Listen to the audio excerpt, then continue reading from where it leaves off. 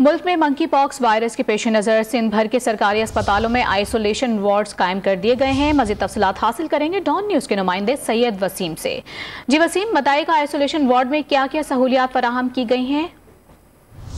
जी बिल्कुल, देखें सिंध भर के अस्पतालों में आइसोलेशन वार्ड कायम किए गए हैं मंकी पॉक्स के खदशे के पेश नज़र, और इसमें जितने भी आइसोलेशन वार्ड कायम किए गए हैं इन तमाम का जो रास्ता है वो अस्पताल के दीगर आने वाले दीगर मरीजों और उनके तीमारदारों से अलहदा रखा गया है। और अस्पताल के जो ये वार्ड्स कायम किए गए हैं इसमें अलहदा से काउंटर्स भी कायम किए गए हैं, और तमाम जो ज़रूरी अशिया हैं, तिब्बी आलात हैं, वो तमाम फराहम करने के साथ साथ जो वार्ड्स हैं उनके अंदर आइसोलेशन रूम्स भी कायम किए गए हैं ताकि जो भी मरीज आए उसको अलहदा से रखा जा सके। ताहम महकमा सेहत सिंध की जानिब से सिंध में मंकी पॉक्स के मुश्तबा केसेस की जो है वो तरदीद की गई है, और महकमा सेहत है उनका ये कहना है कि अभी जो मुश्तबा शख्स से उनके जो टेस्ट है वो लिए गए हैं, नमूने लिए गए हैं और उसकी जांच पड़ताल